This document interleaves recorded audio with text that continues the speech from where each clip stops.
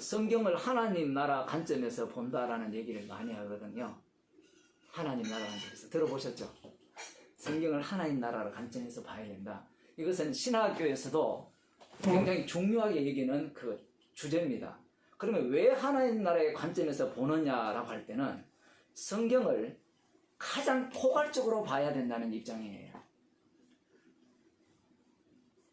포괄적으로 하는 말은 모든 것을 이렇게 덮을 수 있는, 모든 것을 아우를 수 있는 그런 관점에서 볼 때 어떤 성경도 빠져나가지 않는다는 개념이거든요.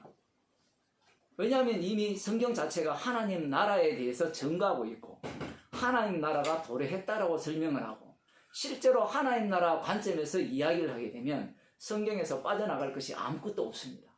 실제로 그래요. 그런데 문제가 무엇인가 하면 하나님 나라라는 자체가 이미 유대인들이 갖고 있던 사상이 있는 거예요. 그럼 유대인들은 하나님 나라를 어떻게 이해하는가? 그게 중요하죠. 예.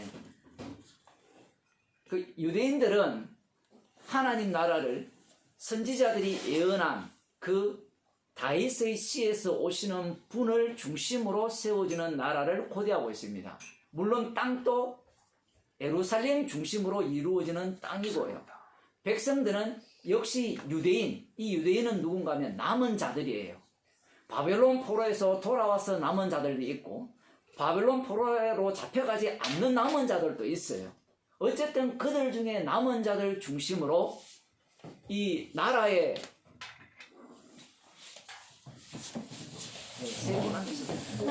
나라가 형성이 된다는 겁니다. 그래서 이 만들어지는 하나님 나라는 왕이 있고 그 왕을 중심으로 이 둘째 지배 계층이 누군가 하면 남은 자들이에요.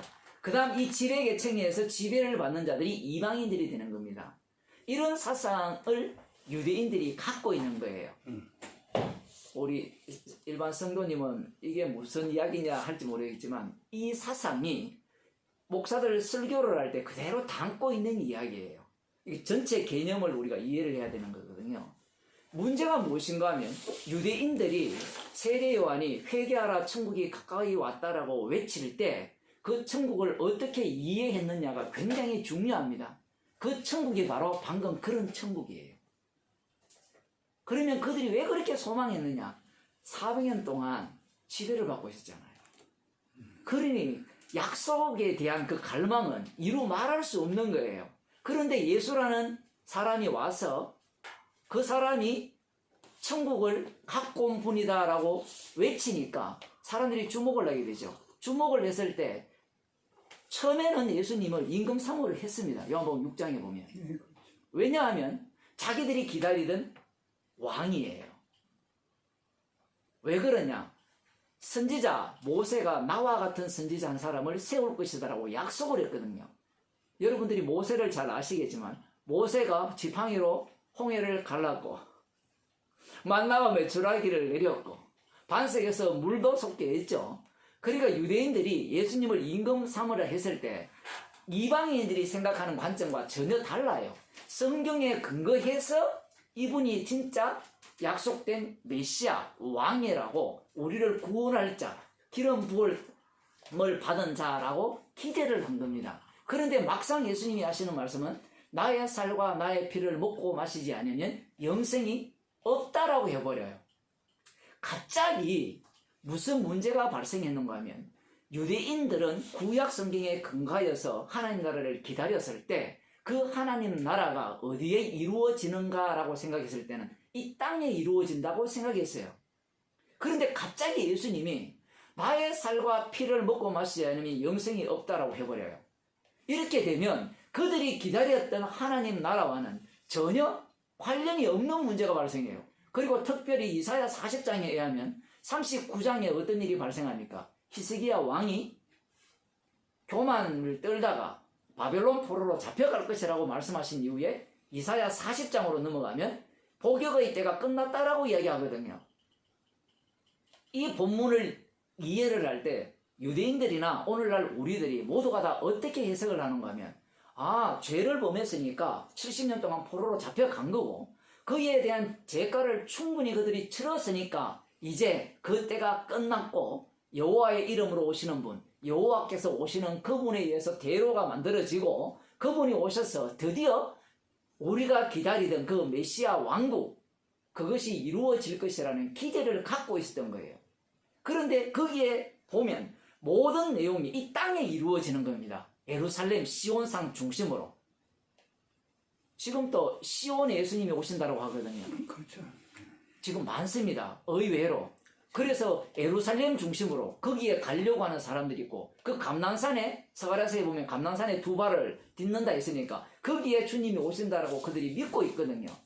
그 사상이 누구 사상인가 하면 유대교 사상이에요. 그런데 예수님이 오셔서 내 살과 피를 먹고 마셔야 하니 영생이 없다라고 하니까 못 알아듣죠. 인간들이 이 말을 알아들었을 때 우리는 교회를 많이 다녀가지고 그게 믿음이죠 이렇게 설명을 하지만 그것도 합당한 해설이 안 돼요. 살과 피를 먹고 마신다 했을 때 사람들이 그 말을 알아들을까요? 못 알아들을까요? 못 알아듣습니다. 왜 못 알아듣냐? 그들은 육이기 때문에. 그러면 알아들었다 했을 때 그들은 어떻게 알아듣느냐 했을 때는 살을 먹어야 되고 피를 마셔야 된다고 생각해요. 그러면 우리는 어떠냐? 그것은 예수님의 십자가를 믿는 거다라고 해석할 거 아니에요. 그런데 이 해석도 또 옳지 않아요. 자, 어쨌든 문제가 무엇인가 하면 그들이 기다렸던 하나님 나라와 예수님이 몰고 온, 갖고 온 하나님 나라가 다른 겁니다. 그러면 누가 문제 있는 하나님 나라냐라고 이렇게 물으신다면 유대인들이 기다리는 하나님 나라가 정답이에요. 예수님이 갖고 온 하나님 나라가 정답이 아니에요. 이 얘기를 지금 우리 구약 성경을 제대로 안다면 구약 성경에서 근간 하나님 나라는 유대인들이 기다리는 하나님 나라와 일치합니다. 그런데 예수님이 자신의 십자가의 피로 세우시는 하나님 나라는 구약 성경에 보면 없어요. 우리는 다 있다고 배웠잖아요. 그건 세례받아서 그래요. 구약 성경에 보면 그 나라가 없어요. 제가 먼저 이 얘기를 하는 이유가 유대교가 그냥 자기들 마음대로 성경을 해석해가지고 자기들 마음대로 조작한 자들이 아니에요. 철저하게 이성과 합리적 논리를 갖고 구약 성경을 해석한 거예요. 그리고 역사적으로 해석했습니다. 문법 문해를 다 갖고 있잖아요. 시편도 있고 잠언도 있고 역사서도 있고 예언서도 다 있잖아요. 그런 입장에서 성경을 철저하게 제대로 해석해서 하나님 나라를 기다린 거예요. 그런데 예수님이 하시는 말씀이 두세 사람 모인 곳에 내가 함께 있고 그곳이 바로 하나님 나라다 이렇게 표현을 해버려요. 그들이 기다리는 것과 전혀 다른 하나님 나라를 설명하는 겁니다. 그러니 유대인들이 예수님을 죽이고 싶지 않겠습니까? 왜? 그 예수라는 작자가 기적은 행하는데 그 기적만 보면 왕으로 이렇게 모실 수는 있는데 문제가 무엇인가 하면 그 기적 때문에 로마 군대가 쳐들어와서 우리 민족을 멸망시킨다면 무슨 문제가 발생합니까? 왕이 오더라도 메시아가 오더라도 세울 나라 백성이 없잖아요. 그것을 그들이 생각한 거예요. 그래서 그 예수를 죽이는 겁니다. 그러면 누가 누구를 죽였느냐라고 물으신다면 하나님을 믿고 하나님을 기다리던 그 하나님의 백성이라고 자처하는 선택받은 백성들이 하나님의 아들을 죽여버리죠. 여기에 하나님 나라가 만들어지는 겁니다. 이렇게 되면 기존에 갖고 있던 그 하나님 나라 개념이 다 진짜 만들어진 하나님 나라에 의해서 부정당하는 겁니다. 그러면 기존에 있던 하나님 나라는 어떤 나라냐라고 표현을 하자면 성경에 근거한 나를 위한 하나님 나라예요. 여기에 이제 여기까지 오면 천국 가고 싶잖아요. 그죠? 그 천국이 누구를 위한 천국입니까? 교회 다니는 사람들 100명에게 설문조사를 한번 해보세요. 천국 가고 싶죠? 네, 가고 싶습니다. 그럼 그곳에는 누가 있을 것 같아요? 예수 믿던데 부모, 예수 믿는데 형제, 자매, 내 자녀들 가 있다고 생각하는 거예요. 이게 이방인들이 생각하는 천국이에요. 제가 지지난주 설교할 때 그 예를 들었거든요. 선녀와 나무꾼 중에, 나무꾼 얘기 중에 이런 얘기가 있어요. 버전이 뭐 여러 가지 버전이 있는데, 아기를 낳아가 키웠어요. 키웠는데 선녀가 뭐 옷을 하나 얻었는지 타고 하늘로 올라갔어요. 올라가니까 나무꾼이 좌절하잖아요. 좌절을 하니까 이 여우입니까 뭔가 그 동물이 와가지고 토끼가 왔습니까? 노루가 왔습니까? 얘기를 해주죠. 슬퍼하지 말라고. 저기 산속에 가면 폭포가 있는데 거기에 두리박이 뭐 1년에 한 번씩 내려오는데 그거 타고 올라가면 됩니다. 라고 하니까 기뻐서 타고 올라갔어요. 올라가서 누구 만났습니까? 자기 이 세상에 있던 자식들, 아내를 만난 거예요. 그래서 행복하게 사는 거예요. 이게 우리들이 갖고 있는 천국 개념이거든요. 이방인들이 갖고 있는. 그런데 유대인들도 똑같은 거예요. 교인들이 천국 가고 싶다 하죠. 그럼 누가 가고 싶은가 하면 내가 가고 싶은 거예요. 그 내가 가고 싶은 그 천국, 내가 살고 싶은 그 천국, 내가 가서 권세를 누리고 싶은 그 천국이 누구를 죽이는가 하면 예수님을 죽여버렸어요. 이렇게 되면 하나님 나라 자체가 우리를 공격하는 하나님 나라가 되죠. 예수님 나라, 하나님 나라 자체가. 그러니 하나님 나라를 설명할 때 우리가 들어갈 수 있는 하나님 나라라고 이렇게 성립이 안 돼요. 그러면 그 하나님 나라가 도대체 뭐냐라고 물으신다면 그 죽임당한 분을 주님으로 세우는, 그러니까 죽임당한 분을 하나님이 우편의 자리죠. 요건 조금 설명해야 됩니다. 아까도 설명했지만 오시기 전이었으니까.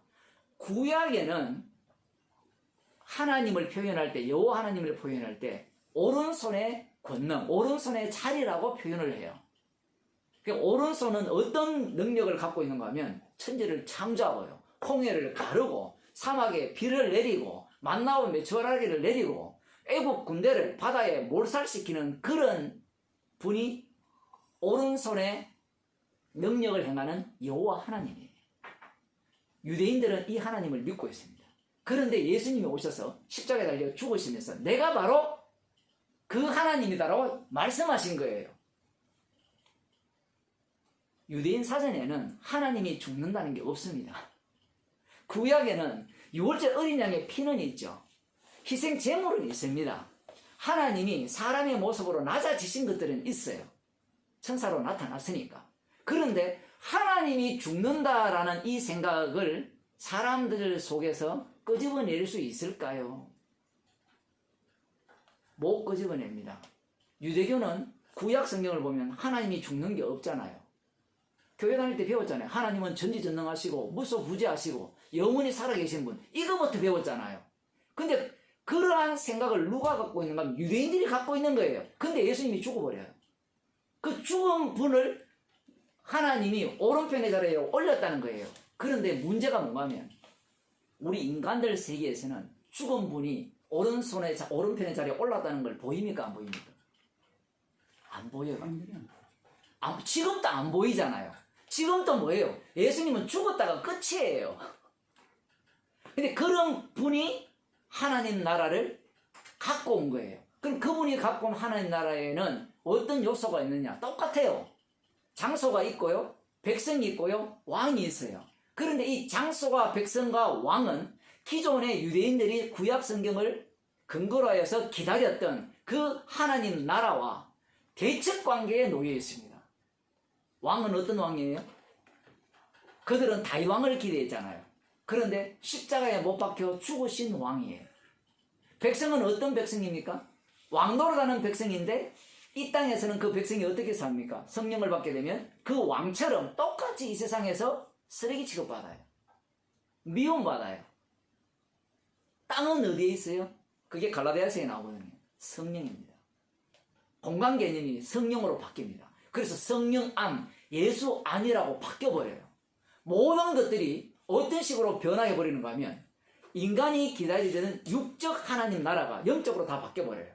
그리고 더 중요한 것은 그 하나님 나라에는 내가 들어갈 수가 없습니다.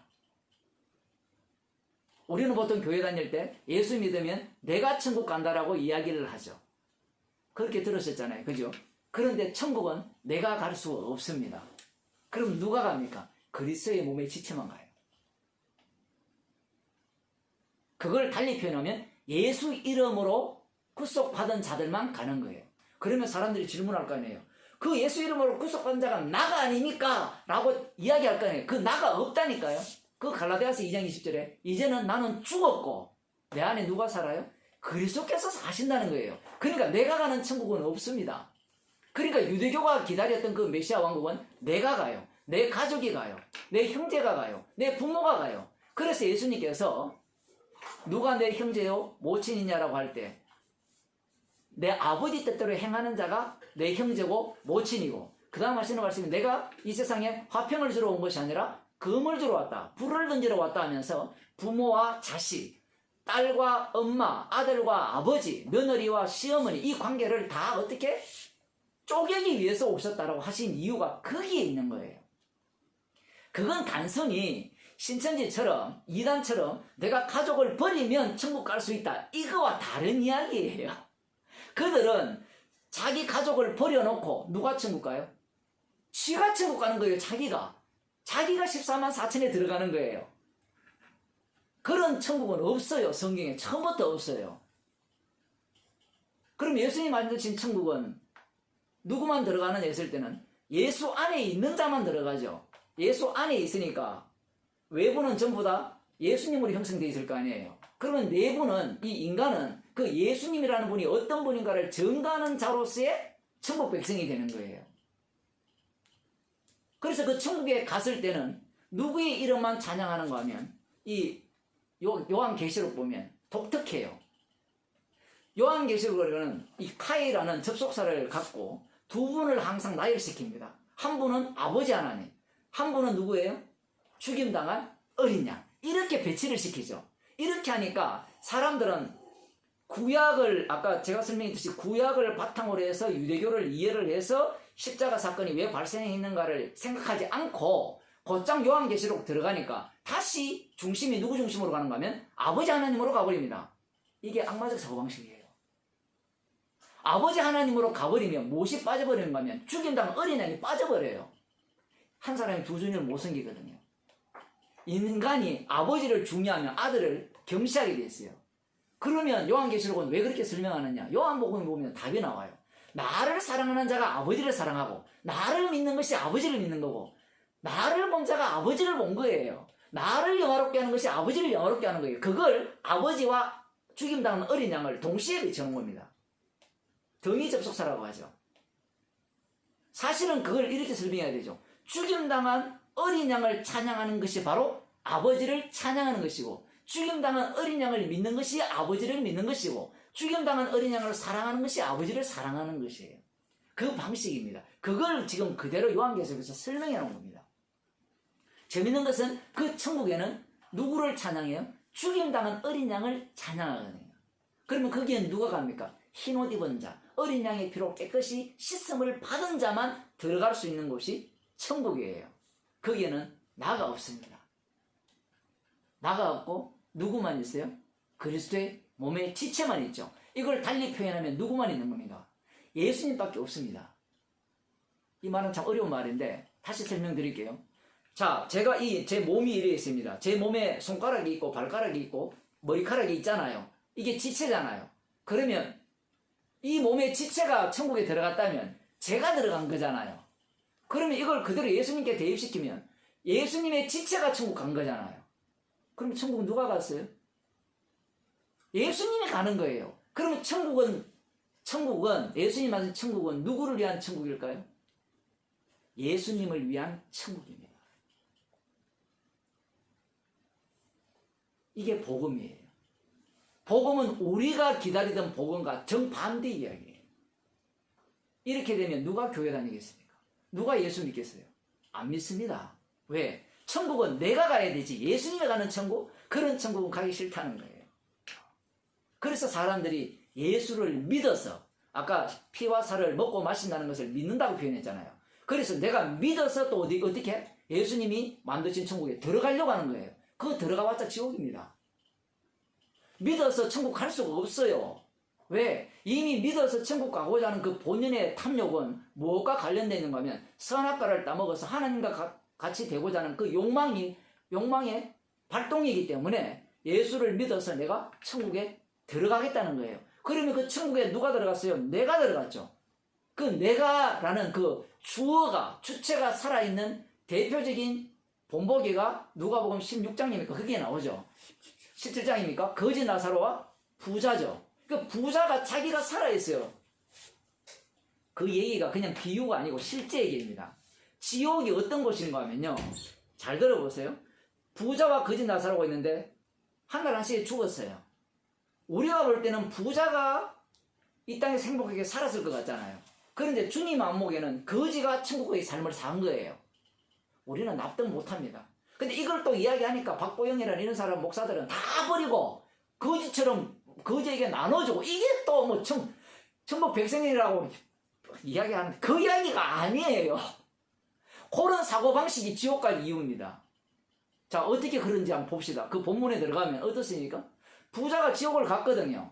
지옥을 갔는데 거기에는 뭐랍니까? 뭐 엄부라 이렇게 표현했는데 왜냐하면 아직까지 예수님이 십자가에 죽으시고 부활하지 않았기 때문에 천국과 지옥이 만들어지지 않았습니다. 이런 얘기만 해도 또 어려우시죠, 일반 성도들은.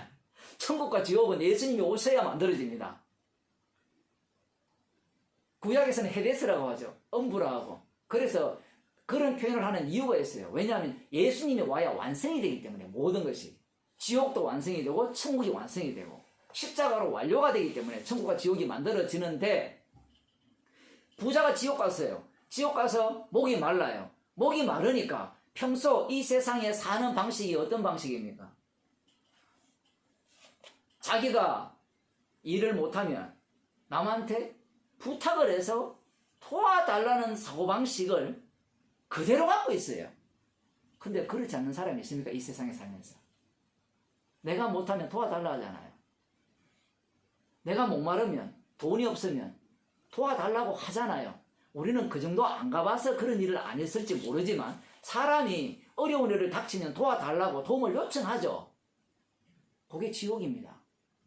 지금 그 업무 이야기를 하지만 이 세상 이야기를 하는 거예요. 예수님께서. 이게 이 세상이 지옥이라는 걸 설명하는 겁니다. 그 다음 두 번째 뭐예요? 그 물은 못 준다고 하니까 이 부자가 뭐 생각합니까? 세상에 자기 형제 몇 명 있다 합니까?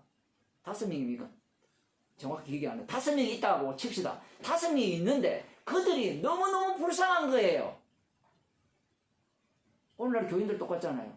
내 아버지, 엄마, 예수 안 믿어서 지옥 가는 게 너무 불쌍한 거예요. 그래서 새벽마다 기도하잖아요. 그래서 기도했어요. 아브라함님, 저 죽은 나사로를 살려보내서 전도하면 저들이 들을 것입니다. 제발 좀 전도해서 저들을 구원시켜 주세요. 이게 지옥입니다. 이게 절에 가서 기도하는 사람들의 모습이잖아요. 내 자식 잘 되게 해주세요. 내 부모 잘 되게 해주세요. 사업 잘 되게 해주세요. 근데 교회는 안 그래요? 교회도 똑같잖아요.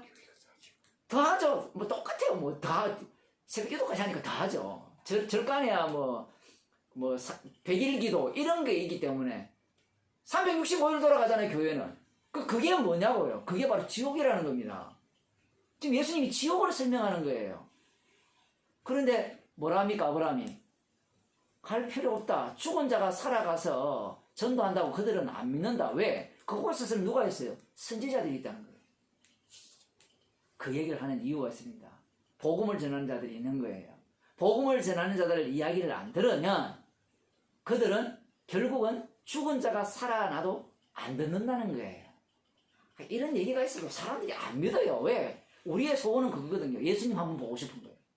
지옥 한번 갔다 오고 싶은 거예요. 유튜브에 들어가면요, 깡패짓 하다가 지옥 죽음 경험하고 간증하는 것부터 시작해가지고 목사들도 그런 간증 수도 없이 있습니다. 근데 인기가 너무 많아요. 조회수가 수십만이에요. 왜 그럴까요? 지옥이기 때문에, 천국 갈 백성이 아니기 때문에 그것을 많이 보고 그걸 좋아하고 그걸 간증하고 다니는 거예요. 그러니까 누가복음 17장입니까? 거기에 나오는 내용을 전혀 모르는 거예요. 무슨 뜻인지. 하나의 그냥 예화로 보는 거예요. 결국은 그가 가고 싶은 천국은 어떤 천국이었습니까? 나는 못 가더라도 누가 가야 돼요? 내 형제. 나는 지옥 가더라도 내 형제들만은 내 사랑하는 우애가 좋았던 모양이에요. 형제들만은 이 지옥에만 오지 말게 해주세요. 이게 바로 지옥에 사는 인간들의 본보기죠. 자, 그러면 질문하겠습니다. 우리 중에 이런 마음 없는 사람 어디 있습니까? 예? 자식이 지옥 가면 좋겠다라는 사람이 있습니까? 목사님? 없죠. 그러니까 이 말씀은 우리한테는 얘기예요. 우리는 부자와 똑같은 지옥 가도 마땅할 자라는 얘기입니다. 그럼 그 본문을 통해서 뭘 이야기하느냐? 십자가를 이야기하고 싶은 거예요. 우리는 그런 본문을 통해서 천국 갈 거냐, 지옥 갈 거냐를 지금 따지려고 하잖아요. 근데 성경은 하나님 나라 중심이에요. 근데 그 하나님 나라가 기존 하나님 나라에 공격을 당하고 기존 하나님 나라를 완전히 부정한 하나님 나라였죠. 십자가에 지신 예수님의 그 주대심을 증거하기 위한 천국과 지옥이라는 겁니다.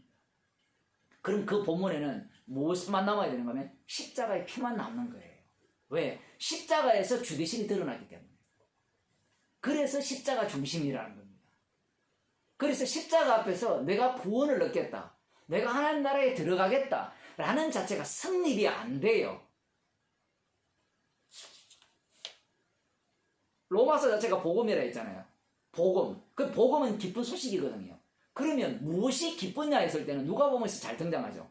하늘에서는 하나님께 영광이요 땅에서는 기뻐하심을 입은 사람들 중에 평화거든요. 그러면 누구한테 복음이 되느냐 했을 때는 기뻐하심을 입은 사람인데, 그 기뻐하심을 입은 사람 중에 대표적인 케이스가 누굽니까? 예수님이죠. 물세례 받고 올라올 때 이는 내 사랑하는 아들이요 내 기뻐하는 자라. 그분이 기뻐하심을 입었는데 어떻게 되었습니까? 십자가에 못 박혀 죽으셨죠.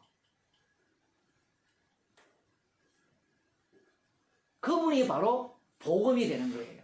그러면 성도는 무엇이 복음이냐 했을 때는 내가 죽는 게 복음이에요. 너무 다르죠. 우리가 기존 교회에서 말하는 복음은 내가 사는 거예요. 내가 천국 가는 게 복음이에요. 그런데 주님은 우리에게 준 복음은 주님과 함께 죽이시고 다시 살렸을 때 나를 살리는 것이 아니라 내 안에 그리스도를 살림으로 말미암아 주님 정인되게 하는 것. 주님이 정인이라는 말은 주체가 바뀐 거예요.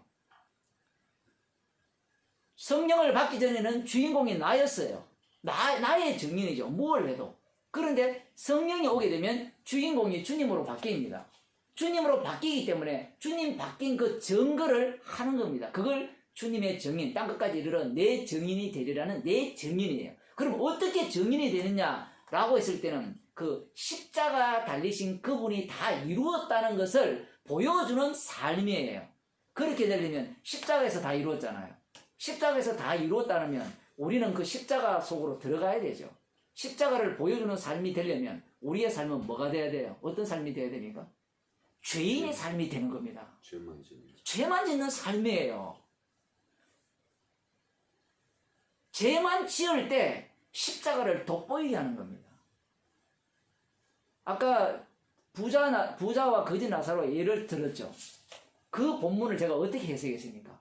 우리가 바로 그런 죄인입니다라는 겁니다. 우리는 본능적으로 성경을 공부하고 말씀을 배우더라도 항상 우리가 꿈꾸는 유토피아로 들어가고 싶은 거예요. 주님은 그것을 깨워버리죠. 말씀을 배우는 이유가, 말씀을 듣는 이유가 십자가를 돋보이게 하기 위해서 말씀을 배우는 거예요. 그러면 말씀을 배우면 배울수록 우리는 어떤 자가 되는가 하면 죄인이 되는 거예요. 그래서 바울이 죄가 더한 곳에 은혜가 넘친다는 겁니다. 목사님, 그러면 우리는 아무것도 할 수 없습니까? 아무것도 할 수 없어요. 주를 위해서는. 달리 말하면 뭘 해도 뭐가 되는가 하면 죄가 돼요. 그 근거가 뭡니까? 라고 물으신다면 제가 설명해 드릴 거예요. 유대인들이 외식하는 자라고 했습니다. 예수님이 유대인들을 향해서, 바리새인과 서기관들을 향해서 외식하는 자라고 할 때 그 외식이라는 것이 우리들 입장에서는 어떤 게 외식인가 하면 겉과 속이 다른 게 외식이라는 거예요. 겉으로는 이렇게 말씀 들으러 왔는데 속으로는 딴 생각을 품는 게 외식이죠. 그게 우리들이 갖고 있는 외식 개념이에요. 그런데 말입니다. 빌립보서 3장에 보면 사도 바울이 이런 말을 해요. 나는 율법의 의로는 흠이 없다라고 합니다. 깜짝 놀랄 일이에요. 율법의 의로는 흠이 없다는 말은 신명기에 어떤 말씀을 하나님께서 하셨는가 하면요. 네가 하나님을 사랑하는데 마음을 다하고 뜻을 다하고 힘을 다하여 하나님을 사랑하라 했어요. 그걸 유대인들이 모를까요? 바리새인들이? 알고 있습니다. 11조를 할 때 마음을 다하고 뜻을 다하고 힘을 다하여 안 했을 것 같죠? 그렇게 했습니다, 여러분. 기존교회 목사가 다르죠? 제가 하는 얘기가. 그들은 마음이 부패했어요. 이렇게 주장하잖아요. 일반 교회 목사들은. 그거 아니에요. 마음과 뜻과 힘을 다하여 11조를 한 거예요. 문제가 뭐냐는 거예요. 문제가. 11조를 했는데 예수님이 왔어요. 예수님이 딱 오니까 자기들은 율법대로 살았잖아요. 하나님 말씀대로 살았다는 주장을 하는 겁니다. 자기들이 볼 때는, 인간들이 볼 때는 분명히 살았거든요. 근데 예수님이 그들에게 필요했습니까? 그렇게 되면 필요 없습니까? 필요 없죠. 왜? 예수님은 죽기 위해 오셨거든요. 십자가가 이들에게 왜 필요합니까? 말씀대로 살았는데. 그걸 두고 외식이라는 거예요. 오늘날 교회 다니는 사람들, 새벽기도 다니는 사람들한테 당신 외식합니다라고 물어보세요. 그렇게 나 외식 안 한다 해요. 11조 하는 사람들한테 물어보면 우리는 하나님께 전심을 다해서 11조를 드리는다라고 이야기를 해요. 11조 하는 게 쉬울 수도 있는데 굉장히 어렵습니다. 헌금을 하는 거, 주일날 교회 오는 거, 말씀 듣는 거. 시간 나서 할 일 없어 오는 사람들이 많죠, 요즘은. 왜냐하면 나이가 많고 정년퇴직을 빨리 해버리니까 할 일이 없으니까 심심풀이로 교회 오는 사람들이 많지만 그렇지 않는 사람도 많아요. 그런 사람에게 당신 헌금하는 거, 교회 오는 거, 성경 읽는 거 심심풀이로 합니까? 라고 물어보면 아닙니다. 저는 마음을 다하고 뜻을 다하고 힘을 다해서 외식하는 자가 아니라 진심을 다해서 주님을 사랑한다는 거예요. 그러면 그 사람한테 물어봅시다. 당신에게 십자가가 필요합니까? 라고 물어보세요. 필요 없죠. 왜? 십자가는 내가 죄인 되었을 때 구원받을 때 구원용이었지 지금은 내가 말씀대로 전심을 다해서 사는데 마음과 뜻과 힘을 다하여 하나님을 사랑하기 때문에 십자가가 필요 없다고 얘기합니다. 노골적으로는 말은 하지 않지만 그런 표현을 갖고 있는 거예요. 그게 바로 바리새인과 서기관들입니다. 그들의 모습이 바로 외식하는 모습이에요. 그러면 그들은 왜 그렇게 말씀대로 살려고 했느냐? 그 이유는 간단합니다. 영생 얻기 위해서. 영생 얻는 게 무엇이 중요합니까? 라고 물으신다면 인간이 선악과를 먹었거든요. 선악과를 먹는 순간 정령 죽으리라는 그 하나님의 말씀 속에 휘말립니다. 휘말렸을 때 인간들은 마귀의 말에 더 귀를 기울이죠. 그것을 먹어도 죽지 않을 것이다. 너의 눈이 밝아져서 하나님과 같이 될 것이다.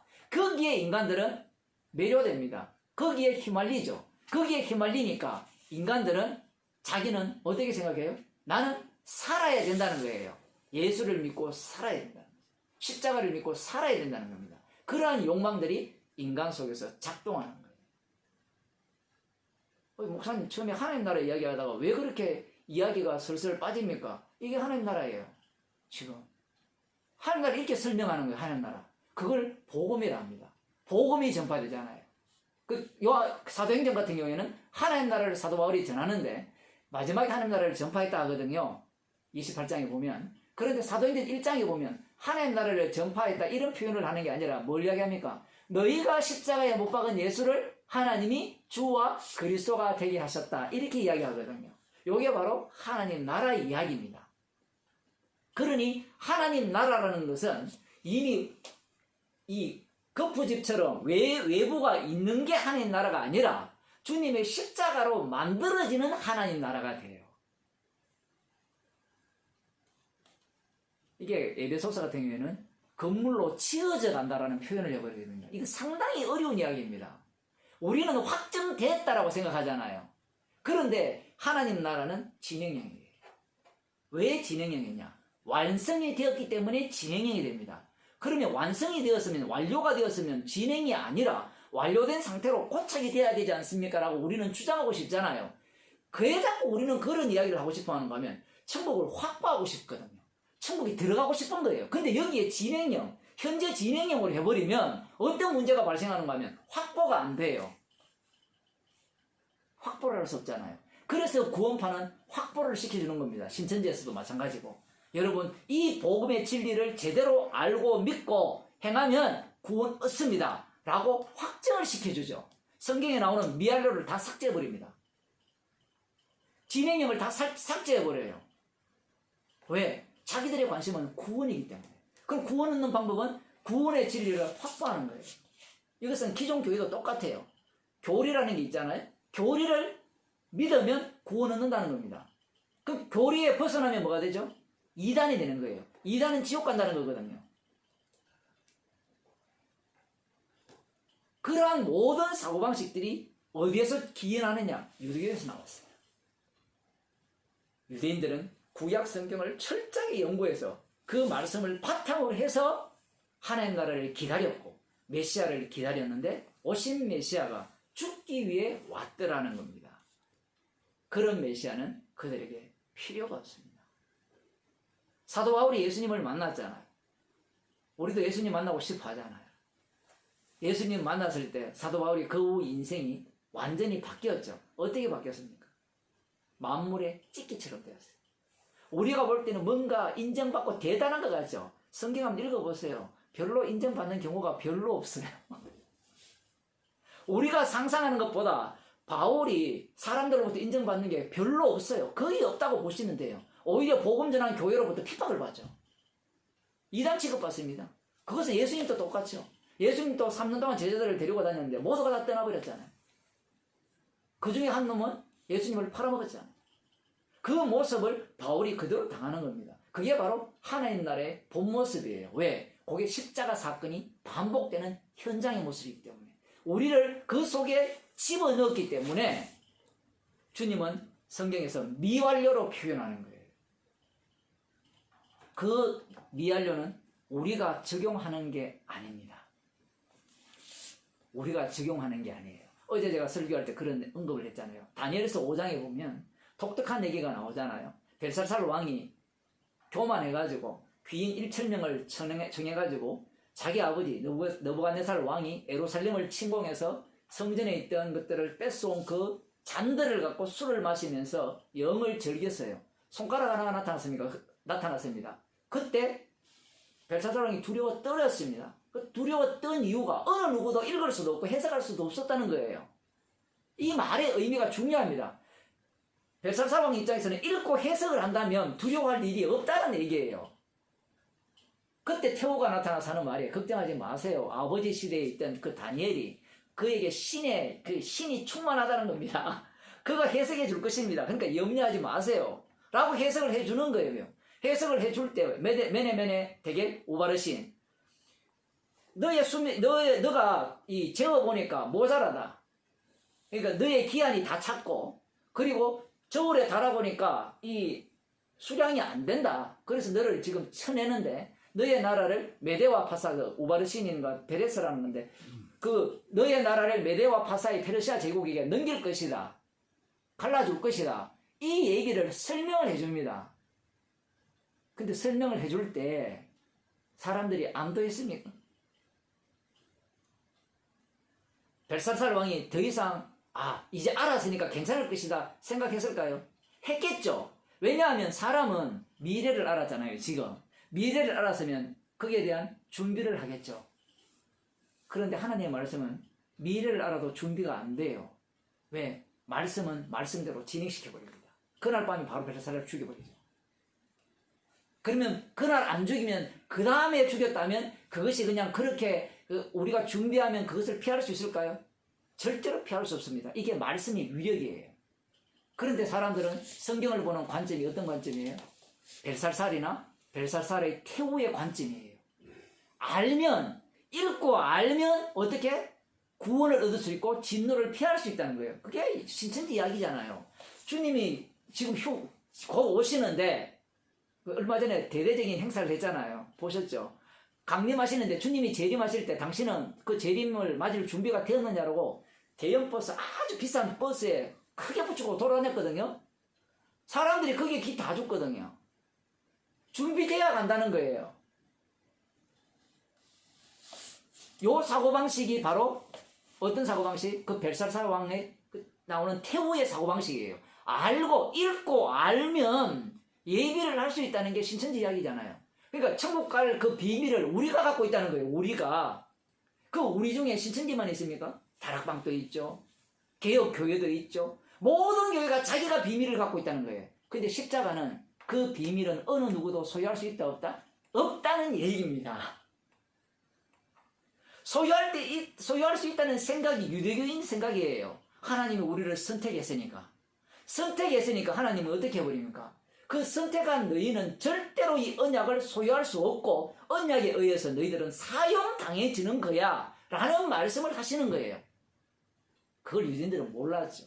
그럼 우리는 그걸 알잖아요. 알게 되면 복음은 어느 누구도 소유할 수 없고 어느 누구도 내가 믿어서 들어갈 수 없는 그게 바로 진짜 복음이 되는 거예요. 하나님 나라는 이런 모습으로 보입니다.